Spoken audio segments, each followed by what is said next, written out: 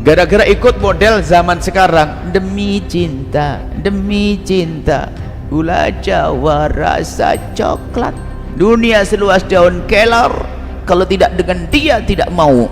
Dinasihati umiknya nggak mempan, menentang, membangkang, nggak mau umi kalau tidak dengan dia. Oh ya salah, sudah nyakiti ibunya, nyakiti ayahnya. Biarpun oleh ayahnya diberi calon yang lebih bagus, tetap tidak. Apakah dia bisa bahagia? Oh tidak, dia telah memutus dengan ayahnya. Tapi seorang anak boleh menentang permintaan nikah ayahnya kalau ayahnya menikahkan.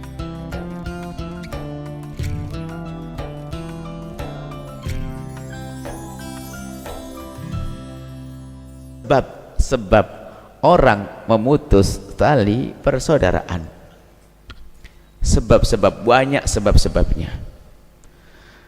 Di antara sebabnya kalau kita cermati adalah pernikahan.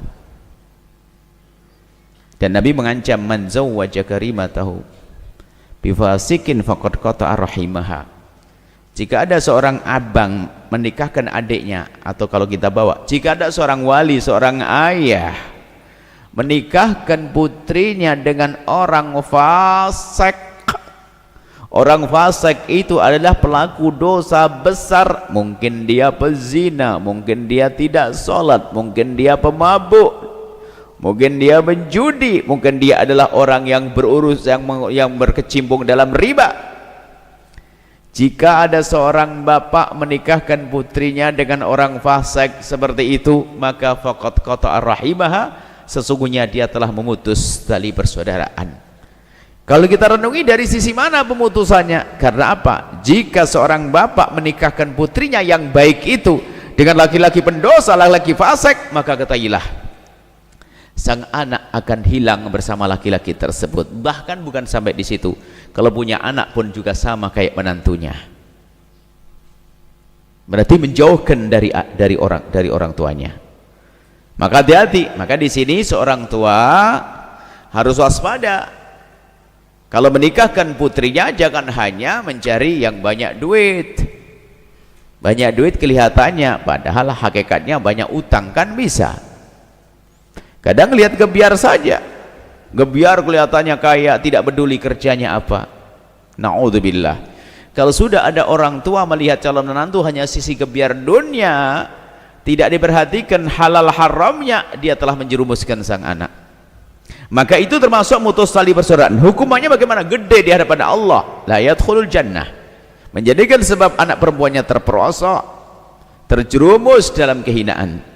Maka wahai para orang tua, jika ingin cari menantu, maka dahulukan urusan agamanya.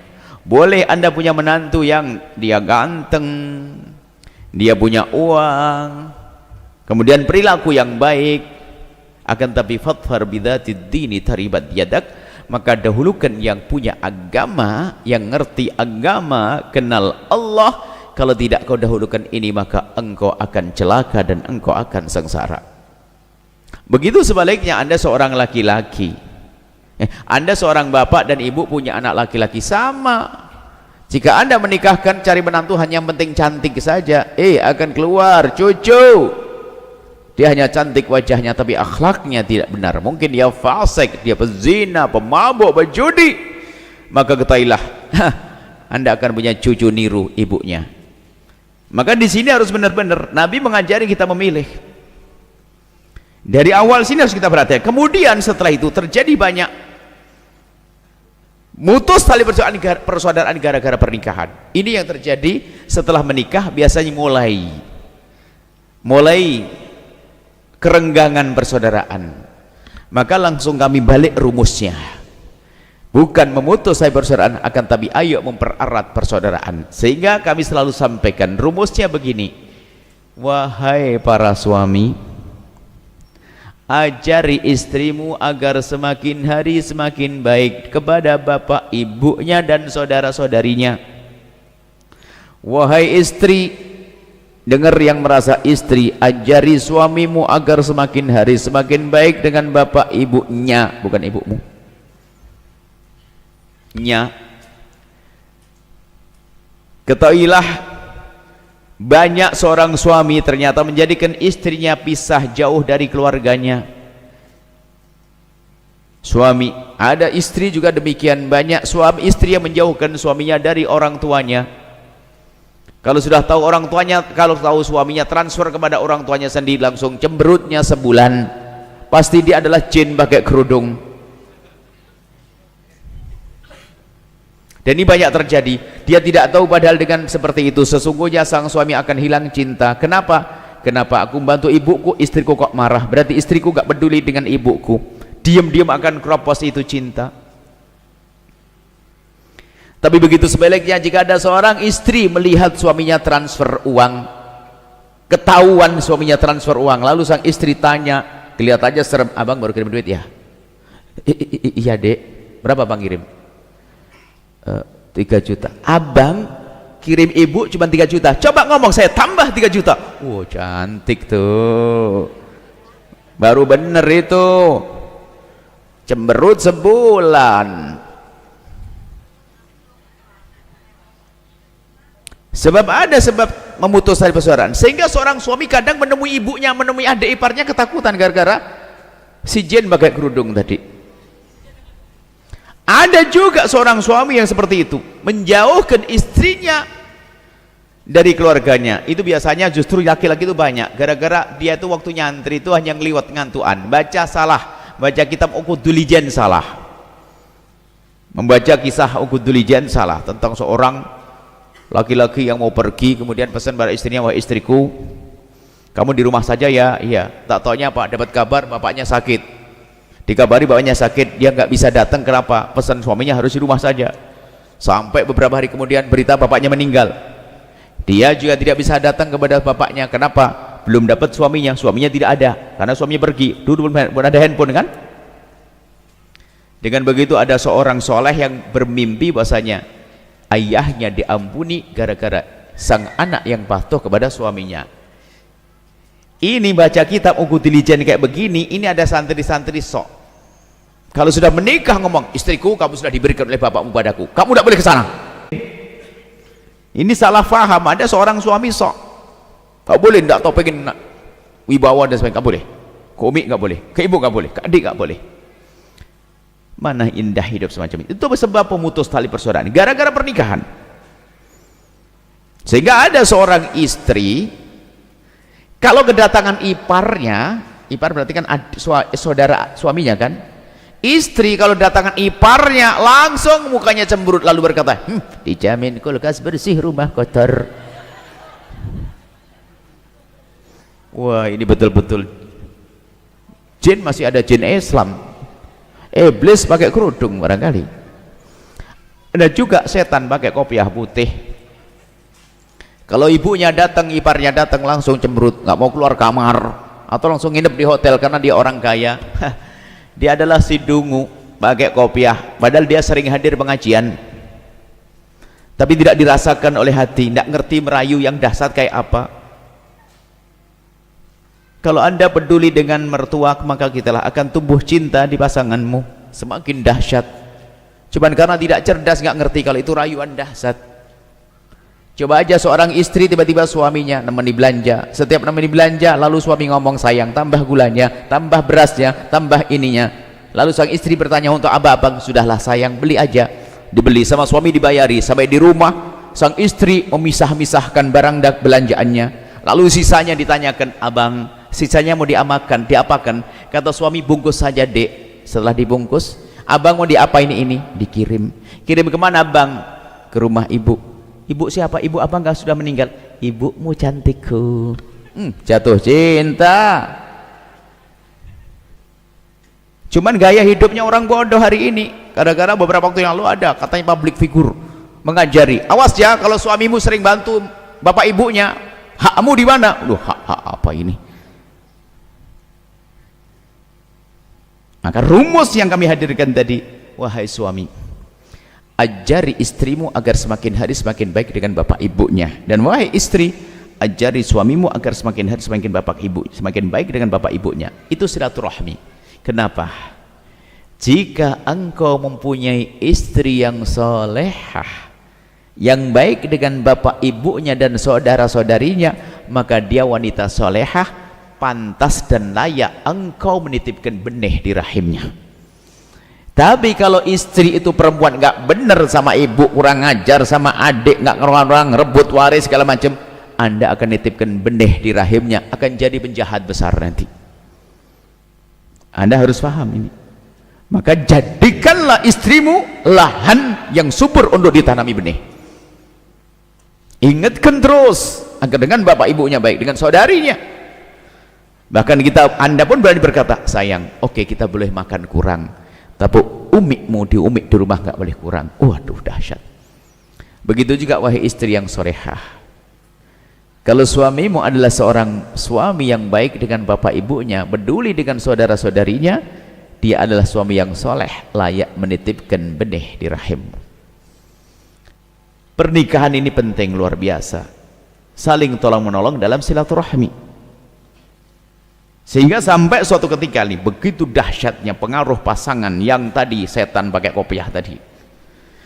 Kami itu membagi waris. Sudah dijelaskan bagiannya begini, kan diperkirakan ada toko ini semuanya. Keluarga, memang mantu tidak boleh ikut, hanya anak saja, anak inti. Laki-lakinya 2, perempuannya 3. Sudah oke semuanya, sepakat. Sudah rela ya, kalau toko ini kamu ini. Insya Allah sesuai, harganya sudah kurang lebih. Setuju? Ya setuju, alhamdulillah. Alhamdulillah. Baca Fatihah. Pulang. 1 jam kemudian salah satu anak perempuannya telepon. Tolong bang, dipending. Ketemu setan pakai kopiah di rumah. Banyak begini. Makanya wahai suami, jangan ajari istrimu berebut waris. Jangan menjadi setan di rumahmu. Wahai istri, jangan ajari suamimu berebut waris. Dan banyak kisah semacam ini, banyak. Naudzubillah. Kalau sudah Anda menemukan istri, bukan Anda, saya tidak tega, kalau ada seorang laki-laki menemukan istri yang ngajari berebut waris, dia telah menyeret suaminya ke neraka. Fahami, buang jauh-jauh ke tong sampah. Kalau ada seorang suami, bukan Anda, wahai, kalau ada seorang istri punya suami ngajar berebut waris, hati-hati, dia telah menyeret ke neraka. Nah ini kayak begini. Silaturahmi itu kita cari sebabnya, sebab keretakan pernikahan. Termasuk pernikahan ini adalah anak menikah gara-gara ikut model zaman sekarang, demi cinta gula jawa rasa coklat, dunia seluas daun kelor, kalau tidak dengan dia tidak mau. Dinasihati umiknya nggak mempan, menentang, membangkang, nggak mau umi kalau tidak dengan dia. Oh ya salam. Sudah nyakiti ibunya, nyakiti ayahnya, biarpun oleh ayahnya diberi calon yang lebih bagus, tetap tidak. Apakah dia bisa bahagia? Oh tidak. Dia telah memutus dengan ayahnya. Tapi seorang anak boleh menentang permintaan nikah ayahnya kalau ayahnya menikahkan dengan tadi pemabuk, penjudi. Seorang wanita boleh menolak kalau mau dinikahkan dengan laki-laki fasik. Bahkan boleh menikah tanpa dengan wali, namanya wali adl. Sudah enggak mau menikahkan dengan laki-laki baik, mau menikahkan dengan laki-laki jelek, dengan selain itu enggak mau, berarti walinya wali adl. Seorang bapak yang melarang anak perempuannya menikah dengan laki-laki yang layak, maka bisa dilanggar bapak itu. Hati-hati. Makanya ini masalah pernikahan. Jangan sampai dengan pernikahan lalu Anda sebagai anak gadis renggang dengan ayah, dengan ibu dan seterusnya. Tapi sesungguhnya kalau ada perempuan seperti itu, nikah nggak peduli bapak ibunya setuju nggak penting. Yang penting aku cinta kau bang, yang penting abang, yang penting kita bang. Kalau laki-laki itu cerdas pasti mikir begini, duh ini bapak ibunya yang ngerawat dari kecil aja ditinggal, apalagi saya. Nah, rendah banget kan mikir, wong bapak ibunya yang ngerawat aja ditinggal, apalagi saya baru kenal sebulan. Wah kacau, cerdas dia. Makanya jangan mau anakku yang ganteng-ganteng dengan perempuan yang melanggar bapak ibunya. Hati-hati. kecuali memang bapak ibunya mau jerumuskan alasannya cinta, wah petual kita harus memperjuangkan cinta kita, seperti di sinetron pejuang cinta ninggalkan bapak ibunya langsung pergi meninggalkan rumah, ngontrak rumah kontrakan, kelihatannya bahagia karena filmnya dipotong, dilanjutkan sengsara. Urusan orang tua kok dilawan, nggak bisa. Urusan orang tua hati-hati. Cuman kadang itu masalahnya salah dalam mencintai orang yang tidak bisa menghargai orang tua dong, berarti asal cinta akhirnya jatuh cinta, calon suaminya mengajari kurang ajar, apalagi dia orang tidak benar, orang fasik, tidak baik. Makanya adik-adikku semuanya hati-hati dalam membahas, dalam mencintai. Kalau orang salah makan hanya sakit perut, tapi kalau salah mencintai sakit seumur hidup. Baik, ini ada model seperti itu. Gara-gara pasangan kurang ajar sama orang tua. Ini diantaranya sebab perpisahan, keretakan keluarga gara-gara pernikahan.